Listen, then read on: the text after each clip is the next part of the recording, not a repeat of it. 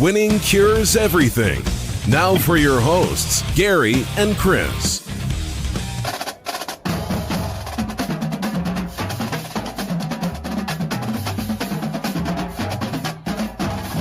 Welcome in. Winning cures everything on Christmas Eve. That's right, December 24th edition of the show. I am Gary. Chris. And, of course, Chris is back. Thank goodness, because trying to run this thing by myself, giving out picks and whatnot, it's tough when there's no debate. It's very difficult, Christopher.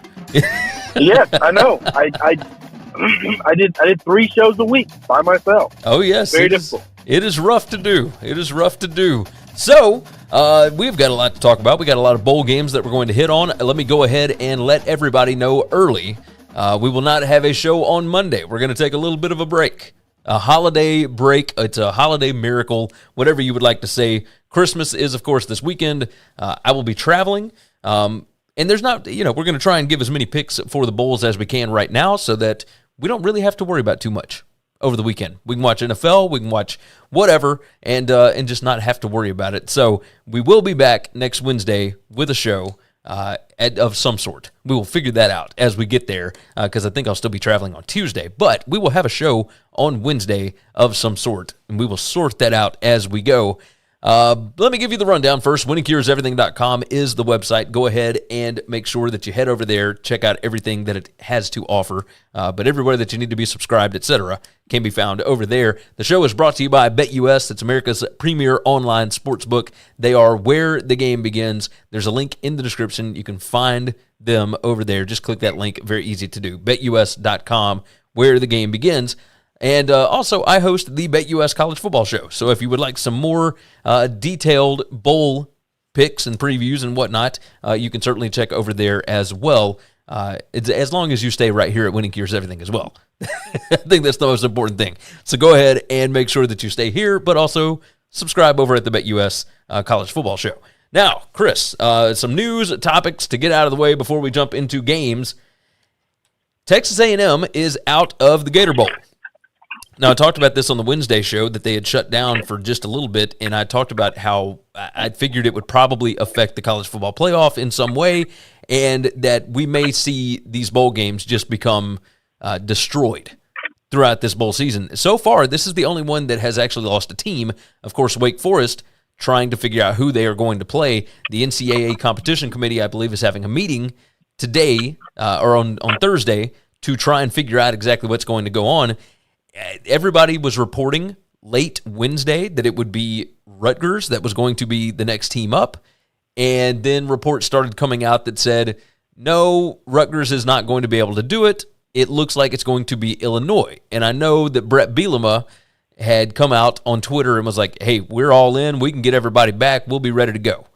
I'm curious your thoughts on this. It's kind of strange to call a football team back right at Christmas in order to prep for a bowl game that you really would have never expected. But the fact that we might have a 5-7 team playing in the Gator Bowl just kind of shows this is all a show. It's all ESPN. It's all for TV. Give me your thoughts on this. Well, it's all for money. And the reason Illinois is going to be the option for this, Pete Thamel has the perfect, and I mean perfect quote for this. I'm going to butcher the quote. But in essence, whenever you're trying to figure out a solution for a bowl problem in college football, look no further than corruption. And there is a very, very wealthy, multi-billionaire owner of the Jacksonville Jaguars, Shah Khan, who is an University of Illinois alumni, who's going to make sure they are the recipient of this bowl bid. Go to the deepest pockets, and you get whatever you want. That's all college sports are. I've used this analogy before. I know a lot of people don't like it because it's very crude, but it is apt. It is correct. It is absolutely the right thing. All these people are whores. They'll do anything for your money. Anything. Nothing is off the table. There's nothing so gross. There's nothing so disgusting that they will say no to. I don't think you're wrong there. I don't think you're wrong at all.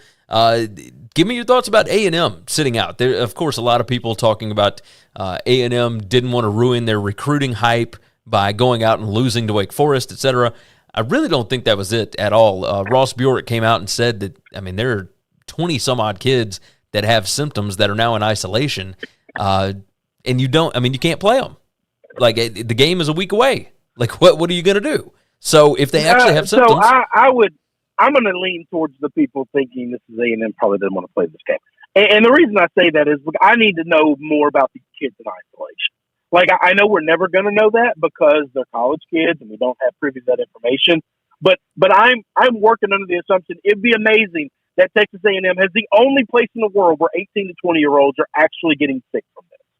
So, yeah. You know what I'm saying? Like but right now, we've got weird ass weather going on around the country. This is cold and flu season. Like, does somebody got the sniffles? Yeah. We don't want to play this damn game. And I don't know that it's just for recruiting purposes. Their whole coaching staff is in flux right now, and it's chaotic. And to try to go play a bowl game right now would be a huge pain in the ass, considering it's not a big bowl game. And they don't have anything to win from it. They don't have anything to gain from it. It's an exhibition. They damn sure don't need the bowl money. So why try to do it? Let's start testing everybody, because you know the rule, right? The rule is if your players are vaccinated, you don't have to test. They're testing people because they know this Omicron variant is going around, sweeping the country. And I bet if we test all these kids, we can get a bunch of positive tests. Well, nobody else is testing anybody. Why? Because they want to play in their bowl game. And they don't have to, because the rules say they don't have to. Yeah. Now, I guess the ones to watch out for to see which bowl games might be canceled, we'd have to look at Texas Tech, I think, in the Liberty Bowl against Mississippi State. I mean, they are going through a whole complete upheaval of their staff. They got a bunch of guys transferring, opting out. Yeah, but Texas Tech probably needs the money. There's a big difference between Texas Tech and Texas A&M. True. Because these bowl contracts, hang on now, these bowl contracts, they cover this really good. I'm basically just regurgitating everything that happened on the Yahoo podcast in this segment, because those guys are who I turn to for the information for this kind of stuff. Yeah. Those contracts are still void. Like, they're still good, okay? Texas A&M, if this bowl game is not played and somebody else doesn't take their place, Texas A&M is responsible for 100% of all of the hotel rooms that they booked up, because all the bowl game system is just a money sham. That's all it is. Texas A&M is responsible for every player, every coach, every band member, every staff, every bit of their tickets that they were supposed to sell. Texas A&M is still responsible. They got deep enough pockets where they don't give a damn about that dollar number. But a place like Texas Tech, they lose the bowl money, and they're responsible for all the bowl income. I know that's Texas, and they still got a lot of money. Listen, they don't have A&M money. They don't have F-me money. They got FU money. They don't have F-me money. That's a good point. All right, I was going to bring up SMU as a possibility, but that's also another one of those that they may not be able to do that in the just because you're going through flux doesn't mean you're walking away from this. That's true.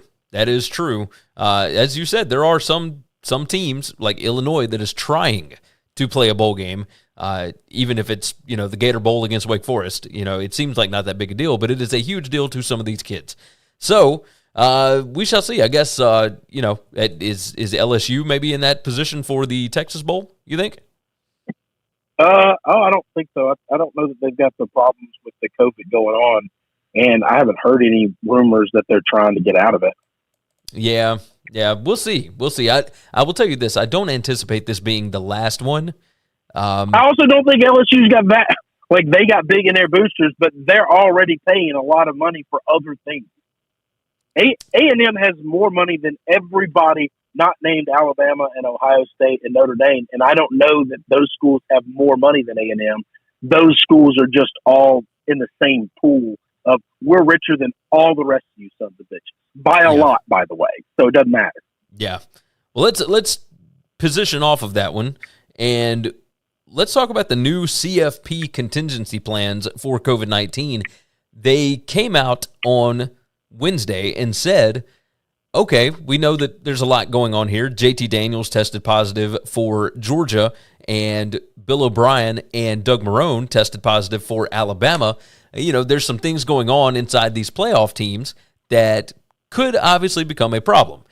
And they decided that there will be no makeup date for the CFP semifinals. So the Cotton Bowl and the Orange Bowl will be played on December 31st, and if a team cannot field enough players to play in the game, then they will have to forfeit, and the team that did have enough players gets to move on to the national championship game. Now, the other side of this is the CFP national championship game. It cannot be pushed past January 14th for some reason, which who knows what the reason for that is. Like, it's not... This whole thing was insane. When I talked about this on the show on Wednesday, I said, I think it would almost make sense for the CFP guys to move the games back a little bit because they see the ratings. They know that December 31st games do not rate as well in the playoff as games on New Year's Day or even later in the calendar. So it would almost be totally fine, I thought, to move the playoff games back a little bit if we do run into any kind of an issue. However, they have come up with all these kind of plans, like they're making all of the bowl activities voluntary as opposed to mandatory now. They are doing all of the media stuff online only, so remotely. They're coming up with all sorts of different ways to keep the guys from any potential threats. But there is a possibility that we will not have a national champion this year because if all four of these teams catch the Rona and cannot play, then they're just not going to name a champ. So we'll just have to base it off of, I guess, AP voting and coaches poll, which is absolutely absurd. Like, give me your thoughts on this because I swear to God, I don't know how this sport continues to get in their own way with stuff like this. All right. I have no thoughts on this because this is not happening. I think the odds are very small. This is the scenario that they put into place. But once again, the majority of these teams are vaccinated. Like Michigan just went and all got the booster. Because of that, they don't have to test.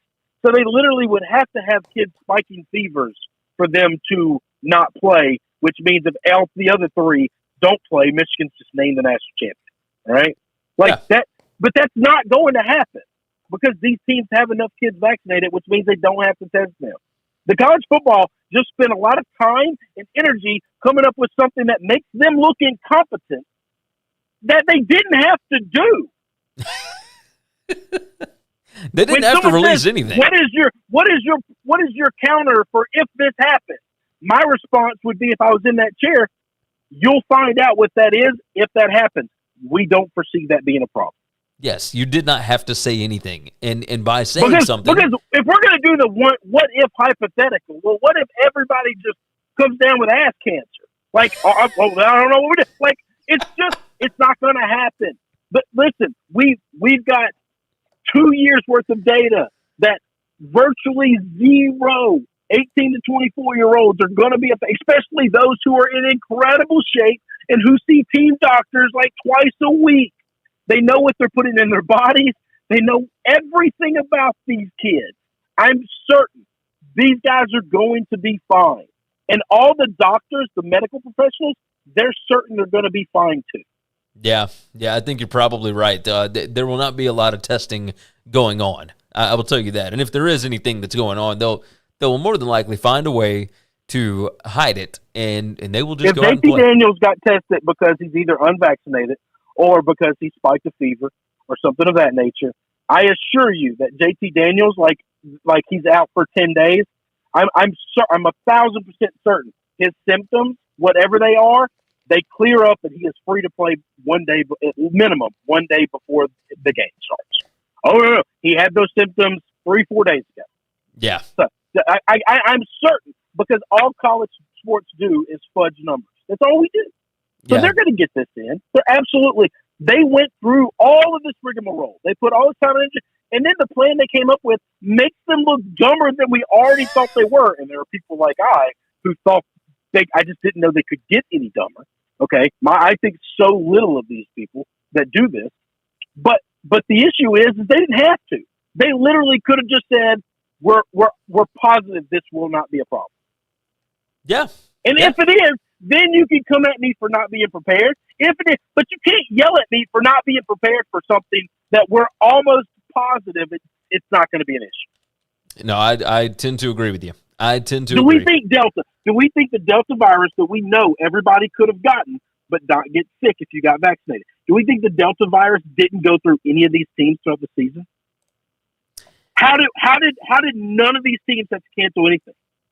Oh, because if you're vaccinated, you don't have to be tested. That's why. So why would you get tested right now? Why would you start testing all these kids if you want to play the game? That's interesting. That's yeah, okay. I can get down with that. I see where you're going. So I have no thoughts other than people who are dumb continue to make themselves look dumber even when they don't have to.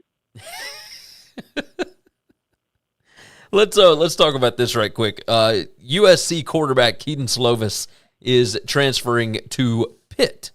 Now, I was doing a little researching and whatnot, tried to figure out exactly what the connection is here, because that just seems like a weird place to go, because Mark Whipple just left. I don't believe Pitt has made a hire for their offensive coordinator position yet. So why would you go somewhere where you don't know who the OC is, and it's, all the way across the country, et cetera? You're losing, a lot of guys off of an ACC winning team. It seems like it would be a step back for Pitt next year. However, it appears that Kedon Slovis is he's got a relationship with Pitt women's soccer player Kate McKay, but another lucrative factor is actually from Hail to Pitt on Twitter. Slovis signed a name, image, likeness deal with American Eagle back in September, and the American Eagle headquarters are actually in Pittsburgh. So it's just down the street from the Pitt football facilities. So I was, this stuff kind of, this is a new one for me. Chris, have you seen anybody that transferred somewhere to get closer to a corporate brand in college football yet? Well, no, because nobody's been paid by a corporate brand like that. I guess Uiagalelei is in Clemson, which is like an hour and a half away from Atlanta. So, they're pretty damn close to Dr. Pepper, and they signed him. So, yeah, that would make sense. It's I don't, you know what I'm saying? Like, we just had NIL the first year, so we don't have a lot of this yet. But if you're going to get paid by these guys, and they're like, hey, I'm certain their brand headquarters are in Pitt, right? I'm also certain that they have a lot of influence in what's going on in Pitt football and Pitt athletics. And the reason they signed this kid was because this is contingent upon you moving here and you transferring to play here. That would make sense. That's an interesting aspect to this that I have not thought about. And what do you think NIL is? Why do you think Eric Reed left Baton Rouge for Alabama? He got a big ass NIL deal, and LSU was dragging their feet on getting NIL deals for kids. Yeah. Like the whole reason he transferred was for nothing other than he got a big ass NIL deal. Yeah, that would make sense. So yeah, Eli Ricks to Alabama is over that. But I don't know that it was just NIL. I mean, it's not like he's moving next to a corporate brand. I don't know. I'm curious to see how this plays out. Corporate brand's irrelevant. If the corporation that's hiring you is saying, I'm hiring you and I want you to come play at this school, then that's what's going to happen. Yeah. I think we might. He doesn't get the NIL deal from whatever the Alabama booster is or whatever if he's staying in Baton Rouge. True. You might be right about that. So it's the same thing. Yeah, okay. We just don't question it because guys going to Alabama is no big deal. But guys going to Pitt, we're not used to that. Well, that's what NIL does, is it opens it up for guys to want to go to places like Pitt. Yeah. No, you're certainly right. You were certainly right. You ready to dive into these bowl games? Yeah, let's go. Let's do this. All right, bowl pick'em. We're going to start off with the Hawaii Bowl on Christmas Eve, and that would be Memphis taking on the Hawaii Warriors. Now, of course, I did talk about these. My official plays are over at the BetUS show, but I am going to give out a pick on every one of these games, let you know which way I'm leaning. But the ones that I've actually got my money down on, you can find over on the BetUS show. So, Chris, this is just a weird matchup. Like, Memphis 1-5 against the spread as a favorite this year. They're 1-5 against the spread in their last 6 bowls. They are 1-4 against the spread their last 5 games overall to close out the year. Hawaii, there was that big San Francisco Gate article about the players hating their head coach, Todd Graham, and all the mess that was going on inside that program. The quarterback, Chevon Cordero, and the running back, Day Hunter, entered the portal. Mike McIntyre, the defensive coordinator for Memphis, left to be the FIU head coach. Calvin Austin III, the leading wide receiver, has opted out for Memphis. There's a lot going on here, and yet 8.5 points here. Hawaii is an 8.5-point underdog, and it's basically a home game. Like, it just seems like too many points to me. I don't know that Memphis is going to be able to move the ball a lot on this Hawaii defense. So I tend to lean toward a lower scoring game. The total is 55.5. I would certainly lean to the under, but I like Hawaii in the spot, plus 8.5 here. All right, so I haven't liked Memphis at all this year at all, but I do think Memphis can score. I will tell you, my stepdad's a big Memphis fan. Him and my mom have gone all around the country to see Tiger basketball. They went to a bowl game a couple years ago when they played Penn State. Like he has traveled. My mom is not thrilled that he didn't take him to Hawaii. Like, oh, you're gonna draw the line here. Like, this is my chance for you to take me to Hawaii. He's not doing it. Like, you're going to take me to Dallas in the middle of December, but you're not going to take me to Hawaii. I'm just telling you, that conversation was had, and it brought about disappointment. And a mean old Italian lady is not what you want in your life, by the way. I'll tell you this, pound for pound, totally different subject. Pound for pound, the meanest people on the planet are Mediterranean women. You got mean old Jewish women, Greek women, Italian women. They are mean. They're mean. They're hard. They love hard, and they're mean. Oh, my God. So anyway, different subjects altogether. I think Memphis can score. I don't like this Memphis team. I don't think they're very good, but I think they can score. Okay, and I don't know. This Hawaii team has been the weirdest team of all, but maybe it was weird because the coaching situation and the players hated him, and you know that probably has a lot to do with why they had the weird ass season that they had. I'm with you. I got no feelings whatsoever on it. I'm going to take Memphis because I've seen when they want to or where they have to, they put up points in bunches sometimes. And that is true. I wonder how they'll be able to do that without Calvin Austin III, but they do have some other weapons on that team. But he's not the only weapon they've got. They've got 3 or 4 receivers that are faster than anybody Hawaii's going to put on the field. Oh, yeah. No, you're certainly right. And that's the thing is speed. In these bowl games, speed breaks teams. I'm not saying they'll go on long, sustainable drives, but to say that they couldn't bust 3 big plays and then, you know, Hawaii's offense struggle and they get up 14-0 or 14-7 or something like that, or 14-3, 21-3, like it, you know, it could get ugly. No, that certainly makes sense. The gifts for this, by the way, the electronics gift suite, which is a new one here, Oakley sunglasses and backpack, which fits perfectly for Hawaii, a Kahala Aloha shirt, a beach towel, and swim trunks. So they are certainly making this a Hawaii. I'm finding it strange that Maui Jim doesn't get their way in there, but Oakley does. Yeah, I'm a little surprised. You think Maui Jim would be a Hawaiian brand, right? Maybe they're not. Maybe they just name themselves Maui Jim. By the way, this one, so it's 8 p.m. Eastern Time on ESPN. This one's at the Clarence T.C. Ching Athletics Complex in Honolulu. And for those that have not seen Hawaii home games this year, this is basically like a practice field where they brought in like 3,000 bleachers, like just portable bleachers. It's there will be nobody at the game, I would imagine. But they're redoing their stadium, right? Yeah, they are.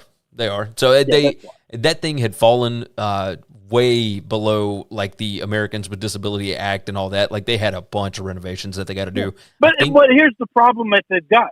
They've got one massive stadium that a lot of people use. They use, the NFL uses, like people use.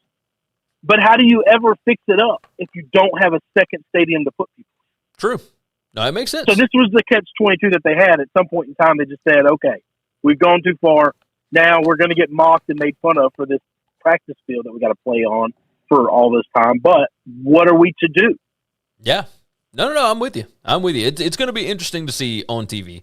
But Christmas Eve, perfect time for a ball game. All right, moving on, the Camellia Bowl on Christmas Day at 2:30 p.m. Eastern Time. It's Ball State against Georgia State. Rolling through the gifts here. It's at the Crampton Bowl in Montgomery, Alabama. a gift suite. Of course, everybody knows how much I hate those. Fossil watch, ESPN beanie, and rolling travel bag, and a big game autograph football. So, nothing crazy. Damn, who's it autograph? Who's it autograph? So I talked about this on the Wednesday show because a bunch of these were giving away autograph footballs, and I was like, are they giving them a football to get autographed by different people, or are they getting like an autographed football? Like, did Tom Brady send a bunch of footballs to Joe Montana, or are they getting like Dick Butkus to like sign a bunch of balls? Like, are these just like balls and like the bowl commissioner autograph? It's like, what the hell are we doing here? I don't understand. Like, are they getting both teams to autograph all of the balls and then they just give them to all the players? Like, I don't understand that. Like, so now you get a ball from the team that you just played against? Right? Isn't that weird? Like, I don't understand it. Oh, it's so stupid. This is the dumbest sport in the world. Georgia State is a 5.5-point favorite. The total sits at 51 currently. And if you look at numbers and whatnot, like this is all right. So let me give you a little bit of an idea here. Georgia State, number 10 in success rate on offense, but they're number 129 in explosive rate. So they're not explosive, but they're really successful. Like, they can drive the ball. Ball State's defense, number 117 in success rate, but they're number 3 in explosiveness allowed. So they don't allow explosive plays, but you can drive the ball on them. That certainly works in Georgia State's favor. On the other side, Ball State not explosive, but they can move the ball. Kind of the same as Georgia State. But Georgia State's defense, they are very apt to give up explosive plays, but they are number 20 in success rate allowed. Since week 7 of the season, they are. This does not set up well for Ball State. I will certainly say that. MAC teams have not been good in bowl games, and I don't have direct numbers in front of me. I know that Ball State is 1-4 against the spread their last 5 bowl games. This looks like Georgia State to me. Like, I will certainly lean that direction. I think I'm going to ride with Georgia State to cover the 5.5 here. Yeah, I am too. Listen, Ball State has been nothing but just a gigantic disappointment this entire season. It's easy to pile on the MAC. The MAC has been bad. Like, normal years, like, MACtion has been awesome. This year, MACtion was just a giant disappointment. It was just a weird season. It's a weird conference. Nothing went the way anybody thought it would. And so when all else fails, just fade the MAC and see how it goes. I don't know that Georgia State's great. I don't think Georgia State's been very consistent either, but I'll take them. I think they can get defensive stops, make a play here or there, beat somebody by a touchdown. I normally like taking dogs when I don't like either one of the teams, but, this is a different situation. Yeah, I'm kind of in that same boat. And I like Sean Elliott. Like, I like the head coach at Georgia State. The Panthers have been fun to watch, and they have been really good towards the end of the season, so we'll both ride with Georgia State there. Moving on to the Quick Lane Bowl. This one's on Monday, December 27th, and we have got a fun matchup here. Western Michigan against Nevada. Now, Nevada, there is a lot going on with that program. Western Michigan favored by 6.5. This was at 7 on Wednesday, I believe it was, and it shifted. I mean, it was Nevada favored by 7, and now Western Michigan was favored by 7. It's come back down 0.5 point. But Carson Strong, the quarterback, is not playing. Multiple wide receivers are not playing. They're opted out and transferring and whatnot. Jay Norvell, the head coach, is leaving. The interim coach is the running backs coach. And they still have not announced whether or not Matt Mumme, the offense coordinator, is going to call plays in this game. But he is supposedly going to Colorado State with Jay Norvell. There's just a lot happening with the Nevada football program. So it makes sense that Western Michigan, of course, would have flipped over and become a 7-point favorite. I mean, it's 6.5 now. But, Western Michigan 4-1 against winning teams. They're 1-4 against the spread their last 5 to close out the season. They're 2-5-1 against the spread in neutral site games. Nevada 4-0 against the spread in their last 4 bowl games. They're 10-1 against the spread as a dog, but this is not the same team. I think, as ridiculous as it is, I like to fade the MAC and whatnot. But I think with Caleb Ellaby and that bunch at Western Michigan, like, I really think that they are going to be, like, one, they can run the football like crazy. But when they want to sling it around, they can do that too. And this Nevada defense is just not good. So I'm going to ride with Western Michigan, even though it is a MAC team in a bowl game, and just kind of hope for the best. It does seem like a lot of points, but I got no idea what to expect out of Nevada in this spot. Yeah, what's weird is the 14-point swing. Yeah. That's what's weird. Like I understand that the line should have moved some. I understand the line should have moved aggressively. But 2 touchdowns? Gary, I don't know that I've ever seen that. This is a 10 a.m. Central Time game in Detroit, by the way. So for Nevada, it's a 9 a.m. body clock game. Yeah, they work under the assumption that nobody is going to watch it. Like nobody. Monday at 10 a.m. Central Time. I mean, I'll make this clear. I would not bet one. If you gave me $20 and said, I need you to bet on this game, I would take your $20 I'd put in my pocket and then wait till the game was over and like, sorry, we lost. Like I just steal it from you. I just keep it and not make a bet at all. I think this is the most ridiculous of all the bowl games because of the chaos that's going on. I think taking Western Michigan's the dumbest thing in the world when the point spread has swung 14 points. I would take Nevada here, but just because gambling math tells me nothing is worth 14 points. Nothing. No coach, no quarterback, nothing is worth 14 points. Okay. So Nevada plus 6.5 for you. By the way, they've got an actual pretty good gift haul here. JBL Tune 750 BTNC Bluetooth. Noise-canceling wireless headphones by Harman, $175 Best Buy gift card, Photo Slap life-sized photo stickers, backpack and tag, commemorative football, and other game merchandise. Like, this is one of the best of the entire bowl season. Like, they're just giving them a whole slew of crap. So I'm kind of a fan of that. Western Michigan and Nevada getting hooked up with some really fun, toys to play with around Christmas time. So not bad. We'll move on to the Military Bowl. And the Military Bowl, we have got Boston College against East Carolina. BC is favored by 3 here. Phil Jurkovich, it was fun to see him come back and everything, but I don't think they've broken 17 points in a game in over a month. I mean, their offense has not been able to click. That defense, however, is pretty legit.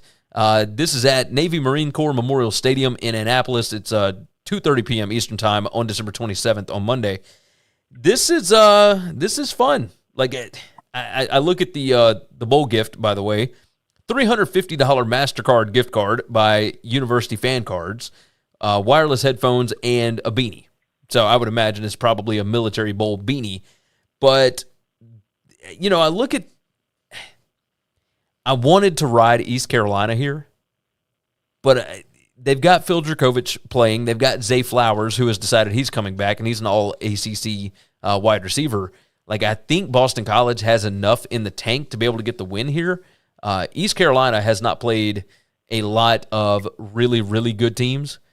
And when they did play against great teams, they kind of got whipped. So I tend to lean Boston College here. Obviously, I don't really like either side. But since we're doing pick'em, I will take Boston College to cover the 3 here. Yeah, I'm with you. I think they're the better coach team. I think they've got more talent on that side of the ball, or both sides of the ball. Sorry, and I just can't see a world or a scenario where BC doesn't show up and play this game, win this game. It's a small spread, cover the 3. I think there's motivation here for Boston College. Like I really think that they are using this as a jumping off point towards next season. And Jeff Hafley, a good defensive coach. Like, that defense has gotten better as the season has gone along. He's a good coach. Yeah, he's a good coach. Yes. I mean, I think this whole team has improved under him. Yes, they definitely have. I think things would have been a lot different had they not had to rely on Dennis Grosel through most of the season. So we both like BC -3. The Birmingham Bowl gives us Houston and Auburn, and this one is at noon Eastern Time on Tuesday, December 28th. It's at Protective Stadium, the new stadium in downtown Birmingham. The gifts on this one: gift suite, hat, ice shaker bottle, and a shadow kit. You know what the hell a shadow kit is? No. I have no idea. That's pretty weird.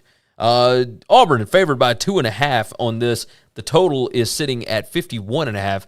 I will go ahead and tell you this. That 51.5 seems like it might be too many points. These are two pretty good defenses. But Auburn, good gracious.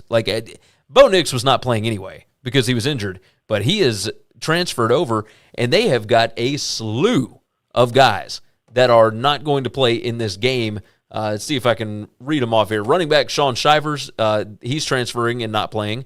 Wide receiver Elijah Canyon, safety Ladarius Tennyson, defensive end Caleb Johnson, offensive guard Tayshawn Manning, and they also have star cornerback Roger McCreary, starting linebackers Zacoby McClain, right tackle Brodarius Ham that are opting out to prep for the NFL, and their starting center Nick Brahms is going to be out after undergoing surgery.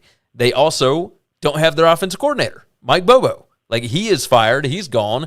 I don't know what Auburn is going to look like. This is the first time TJ Finley will have gotten starters reps for an entire, basically, offseason. He's got 15 practices leading up to this game, so I'm curious what TJ Finley looks like. But Houston is a good team, even though Dana Holgorsen has not been great in bowl games. He's 0-7 against the spread his last 7 bowl games between here and at West Virginia. But I tend to think this is a spot with Houston catching points that they'll be able to muster up. All the stuff that's coming out of Houston right now seems like they are really fired up for this game. They are missing their star cornerback, Marcus Jones. He's sitting out to prep for the NFL. But other than that, everybody else is playing. Clayton Tune, all those guys. So I think the way that they got embarrassed by Cincinnati, they might come out guns a-blazing on this one, and who knows what to expect from Auburn. I'll take Houston to cover that 2.5 here. Yeah, I'm 100% with you on all of those fronts. I think Auburn, people say it's a de facto home game and they'll have a bunch of crowd there, and that's probably true, but I don't know if that has anything to do with the players on the field and their want to be there. I do think Houston, Dana's getting better. What he's building there and what he's developing there is I think something that's going to be pretty special. And I think they can play good defense. I think they can play good offense, and I think they can win this football game. I think they will win the football game. Yeah, that's the way that I'm going on that. So that takes us to the first responder bowl, and this one is Air Force and Louisville. Now, it is in Dallas. It's at Gerald J. Ford Stadium. This is a gift suite, action face personalized figure, which I figured out what that is. It is a figurine, like an action figure, of yourself. Now, how they're going to do this for 2 full football teams, I have no idea. But that's what they're doing. So a personalized figurine, Anchor phone charger, and a commemorative football.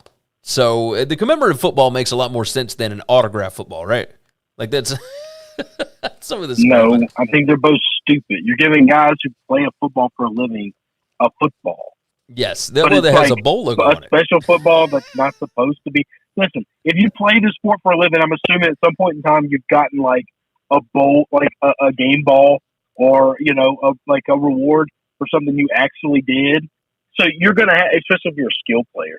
Geez, how many balls do you have laying around? Do you think you want like a commemorative bullshit bowl game ball? What are we talking about? the first responder football. Just throw that to the dog. So Air Force and Louisville, the service academies have been really, really good against the spread in bowl games. Now, Army did not cover against Missouri last night, but they did get the win there. Air Force as a dog here, this is basically like what I talked about on the BetUS show with this is you've got Air Force's defense that may not be able to hang with Malik Cunningham. You have Louisville's defense, which certainly will not be able to stop the run on Air Force. I like Air Force in this spot because I think they are the significantly more disciplined team. One of the stats I brought up here, net points per drive, Air Force is number 10, Louisville is number 67. Now that's for the season. Turnovers, Air Force number 27 in turnover margin, Louisville number 51, and then penalty yards per game, those hidden yards. Air Force number 11, and Louisville is number 87. So Air Force has a lot of things going their direction, but Cunningham is explosive, and he is incredibly fun to watch. I'm going to take Air Force because I think that they are the more fun team. I take that back, not the more fun team. They're the more disciplined team. I think Louisville's the more fun team. But with this number sitting at 55.5, I would certainly lean the over on it. So yeah, I'm going to roll with Air Force on this one. Yeah, that's fine. I'll take the most athletic player on the field, and that'll be with Louisville. So I just think Air Force is going to have a hard time slowing him down. I've seen Cunningham carry that team on his back for entire football games against more superior talent and size and speed than Air Force is going to be able to bring. I can understand that. All right, the Liberty Bowl. And we've got, they should really just change the name this year to the Mike Leach Bowl. Mississippi State taking on Texas Tech. State is a 9.5-point favorite here. It's 6:45 p.m. Eastern Time on Tuesday, December 28th. And let's go through the gifts here. The Bose SoundLink Flex Bluetooth speaker, the Caravelle by Bulova watch, a Nike backpack, sunglasses, athletic shoes, and sports sandals, and, of course, the commemorative football. It's at the Liberty Bowl Memorial Stadium in Memphis, Tennessee. So Mississippi State, of course, a little bit of a home field advantage here because, one, they're used to playing there. They've already played there once this year, and they got jobbed in that game. When you look at this, like the numbers should tell you like this should not be a 9.5-point spread.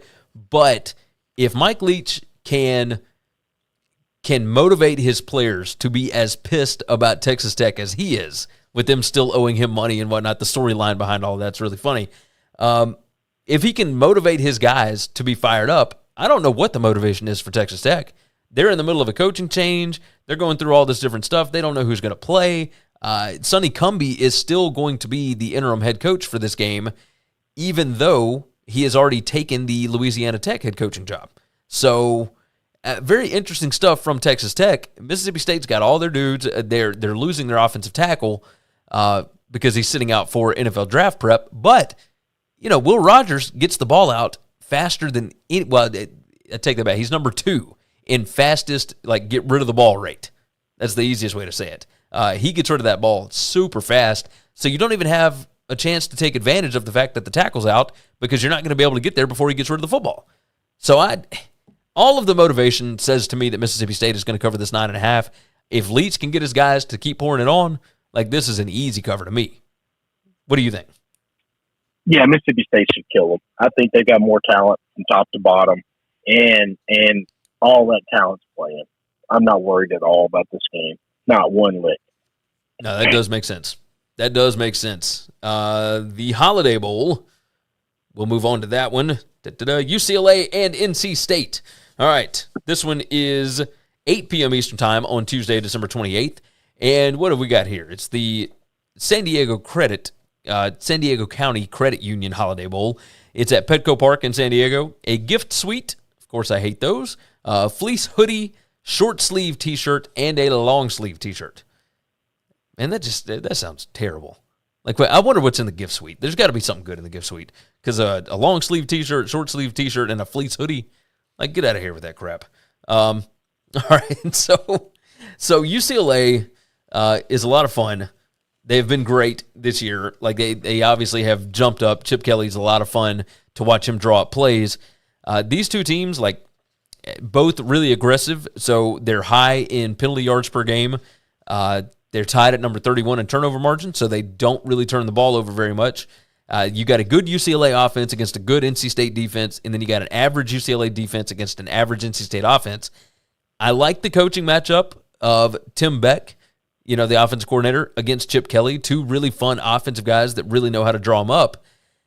I tend to lean with the defense on this one. I like NC State to be able to cover this. You would say that this might be a little bit of a home field advantage because UCLA doesn't have to travel that much, and maybe they would bring more fans, but, it takes forever to get from L.A. down to San Diego, and I don't think they're going to have a lot of fans there. So I don't know that there's any kind of home field advantage. I'm going to lean NC State. I think they can get the win here. Yep, I like NC State too. I like both these teams. I like both these coaches a lot. I thought both these programs had really good years, considering what some had expectations of them being. And so I but I'm going to ride with the Wolfpack here. I can ride. What was the number? What we got to lay on that? 1.5. Yeah, that's not big. That's not bad. Yeah, it's not bad at all. 1.5 on it. The total is 60 on that, which, I mean, that might be an under, maybe. NC State does not run a lot of plays. I know that. All right, let's move on. The Guaranteed Rate Bowl. We got a few more games that we want to hit here. Guaranteed Rate Bowl, and this one gives us West Virginia against Minnesota. It's Tuesday, December 28th, 10:15 p.m. Eastern Time. Going through the games, the gifts on this is at Chase Field in Phoenix, by the way. This is a Theragun Pro Massager, Lululemon 22L Cruiser Backpack, and a 26-ounce ice shaker bottle. Okay, that's cool. Like I don't know about the Theragun Pro massager or the Lululemon backpack. Yeah, you know about it. You know about it. Is that one of those muscle massage things? Yeah, that's what they call it. Made to be used on you or your partner. They gonna give that to college football athletes? Like what? Like I know they don't even need it. They're like 18 to 24. They're in the best shape of their life. Give it to them when they're 40. It's so dumb, God. So Minnesota is a 5-point favorite in this game. The total is sitting at 44.5 now. These are two teams that are not great offensively, and Minnesota has a significantly better defense than West Virginia.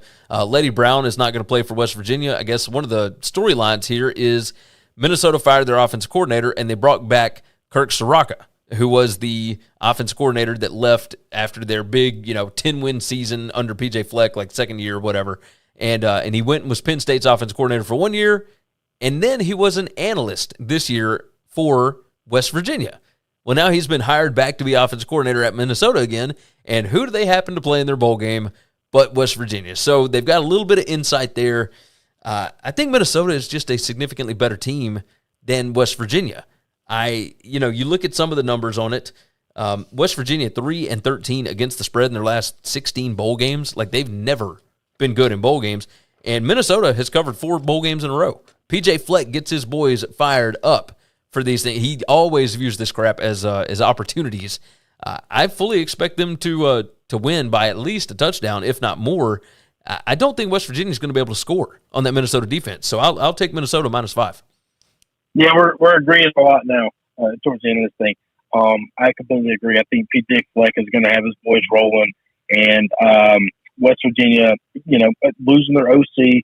I think he was the play caller, right? Neil Brown wasn't play calling, right? No, they've still. So he was only an analyst there. The he was Kurt just an analyst? I thought he was an analyst. Yeah, he was an analyst for West Virginia. So, but still, that's fine. He knows their game plans. Like he helped with the game plans. I don't care about any of that. At some point in time, talent wins more times than not, and I think Minnesota's better than them. I think Minnesota's more physical on defensive front than that. They haven't played a lot of good defenses because the Big 12 just didn't play defenses. A couple of teams did. Baylor, Oklahoma State. I think they struggled real bad against those teams. So I think they're going to struggle here. Not that Minnesota's defense or Oklahoma State. That's a gross exaggeration. But yeah, I like the Gophers in this. I like the Gophers to cover. That makes sense. Moving on to we got to roll through these next ones though. I got to go. All right, let's do it. The Fenway Bowl, Virginia against SMU. Virginia is a 2.5-point favorite. It's the last ride for one Bronco Mendenhall. SMU, of course, lost to head coach Sonny Dykes, etc. When I look at this, I don't know what the motivation is for SMU and for Virginia. While they do have a lot of guys that have entered the transfer portal, they do not have a lot of guys that are sitting out this game, even though they're in the transfer portal. I think they want to send out Bronco Mendenhall with a win. I think they're going to be fired up for it. Looks like we could possibly have some snow in the forecast. So these two high-powered passing offenses may not be as efficient as usual. But this is a fun quarterback battle between Tanner Mordecai and Brennan Armstrong. And I expect Virginia to be able to come out on top here. Win one last one for Bronco, I think. So I'll take Virginia to cover the 2.5. 100%. I'm shocked that this line is as small as it is. I really am. I find it strange. I don't see. SMU was a really good team at one point in time this season. They kind of fell apart, And I don't know how much that offense will be able to put up big points with Sonny being gone. He was the architect of it. So just because you coached under him and just because you played it for a year or two doesn't mean you still know how to solve problems when somebody throws you a curveball. You just don't know how to hit it because he was the one that solved all the problems. At some point in time in this game, problems are going to come up. Virginia's going to capitalize. They're not going to be able to counter. And I think Virginia wins this thing and sends Bronco out one last time. Yeah, SMU also missing Reggie Roberson and Gray. I believe their first and fourth leading wide receivers. So that's a pretty big issue right there. The gifts on this one, by the way, Gift Suite, Bose Sport wireless earbuds, LL Bean dope kit, whatever the hell that is, personalized mini baseball with the player's name and jersey number. So interesting. We move from that one to the Pinstripe. Maybe a baseball with your name on it. Yes, a baseball with your name on it. Interesting. Weird. Just the arrogance of these dumb bastards. Go ahead. The Pinstripe Bowl. So we're moving from one baseball field to the other. This one's in Yankee Stadium. This one is Virginia Tech against Maryland, and Virginia Tech is a 3.5-point dog here, total of 55. The bowl game gifts on this, a variety of new era products and a shopping experience at Harmon, New York City store, and a Balfour ring. I guess you just get a ring for participating. I don't know. Like a ring? Like a ring. Like a class ring? Like a class ring, wedding ring. Like yeah. Hang on. Remember when Butch put his ass Tennessee gave him like a championship ring because they were champions at life? Yes. Like they didn't even make bowl eligibility. Like they didn't even make it to a bowl game that year. Yes. They couldn't muster up 6 wins at Tennessee, but he gave them all like championship rings for being champions at life. How insane, right? Is this not nuts? Boy, we are. Listen, I'll tell you this: in the battle of Pinstripe Bowl, Fenway Bowl, give me the Fenway Bowl 100% of the time. So the Pinstripe Bowl, bullshit. Virginia Tech. J.C. Price is the interim coach. He obviously led them to a win over Virginia at the end of the season, but Justin Fuente has been fired. They've had 5 starters opt out for the bowl game. They're headed to the NFL draft. Braxton Burmeister also opted out. He would be the 6th, but he's transferring. He just, he decided he's not going to play in this one. Their quarterback for Virginia Tech, Connor Blumrick, he's starting. He's only 7 of 16 passing on the year, 42 yards, 2 touchdowns. Maryland. It'll be a lot more than that when this game's over. Oh, yeah. Maryland got just destroyed by all of their good competition that they played. Any Power 5 team that had a pulse, typically beat Maryland this year. However, Maryland's favored by 3.5 here. Even all the chaos and whatnot that's going on with Virginia Tech and the guys that are sitting out, etc., I still don't think Maryland's very good.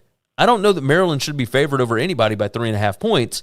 So I will take, Indiana. As bad as Indiana was this year, they only lost by 3 to Maryland because that Maryland defense is so bad.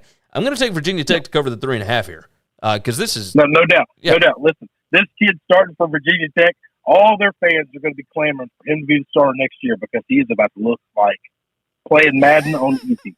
Like, it's just going to be cheap. This Maryland football team is not good at defense at all.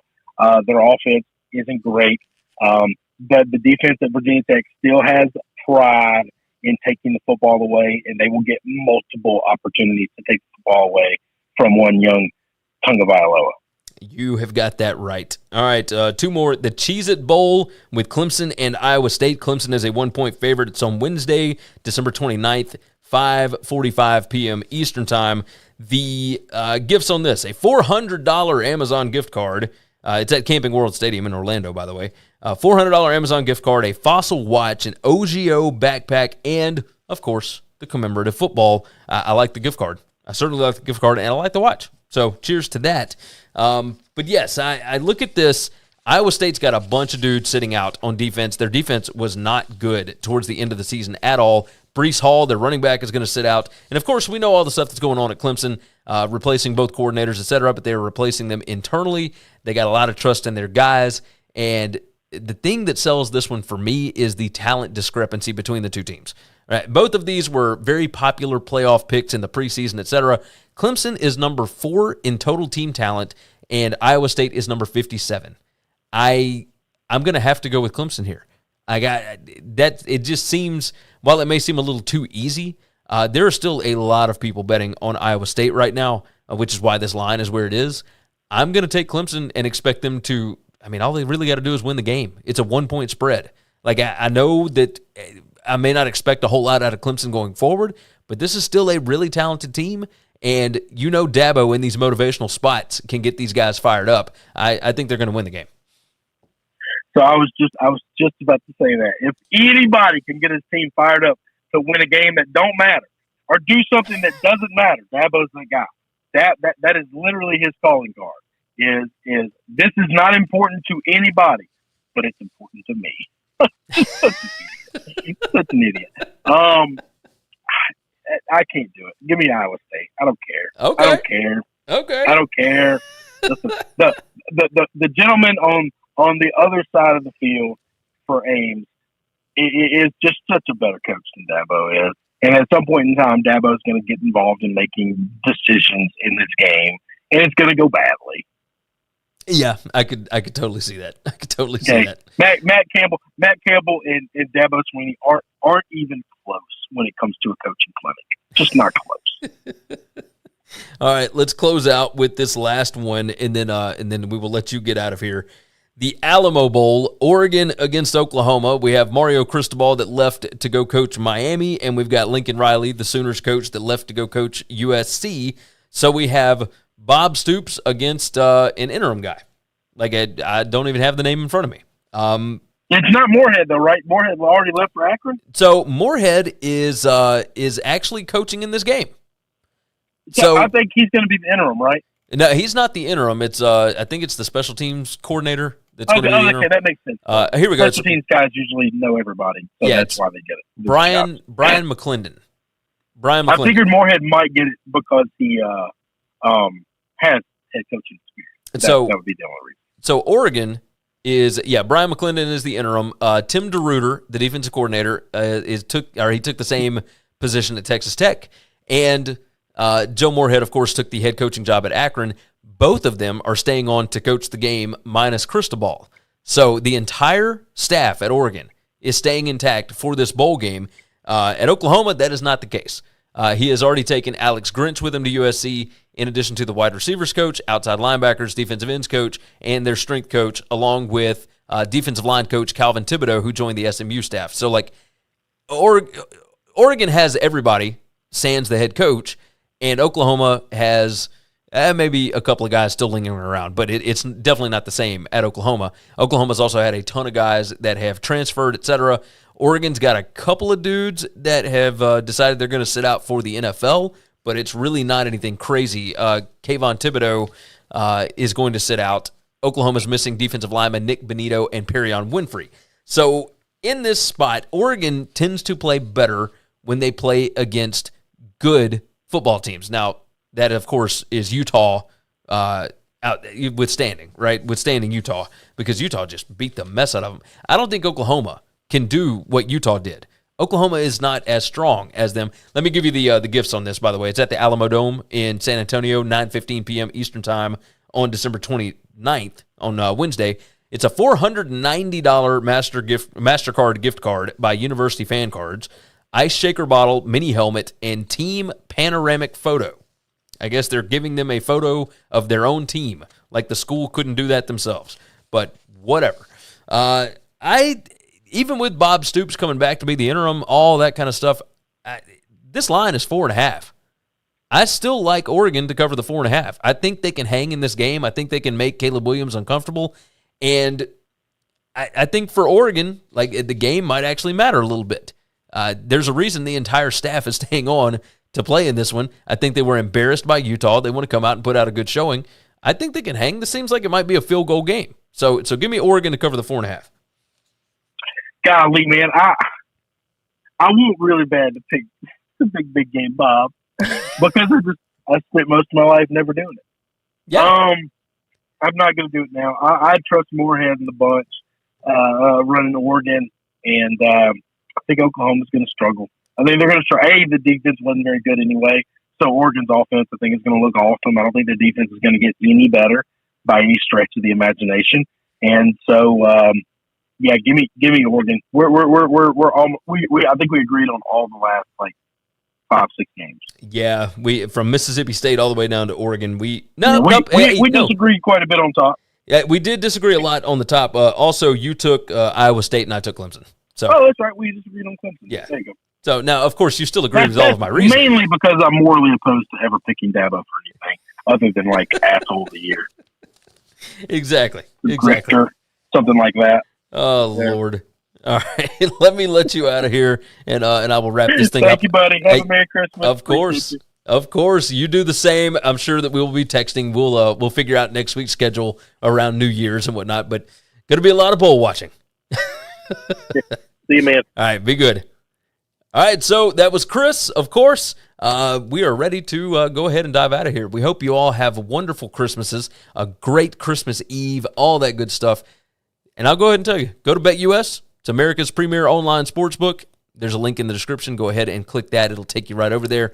Along with that, we will go ahead and tell you to go to winningcureseverything.com. Got everything you need to know about us over there. A reminder again, there will not be a show on Monday. We'll be back again next Wednesday. So, with that said, let's go ahead and get out of here. You guys take care of yourself, take care of each other, and hopefully all of you tickets cash this week. Thanks for checking out Winning Cures Everything. If you want to keep up with us, hit subscribe on YouTube or your favorite podcast app. Visit the website at winningcureseverything.com, or you can like us on Facebook or follow us at Winning Cures, at Gary WCE, or at Chris B. Giannini on Twitter. Share out the show, leave a nice review.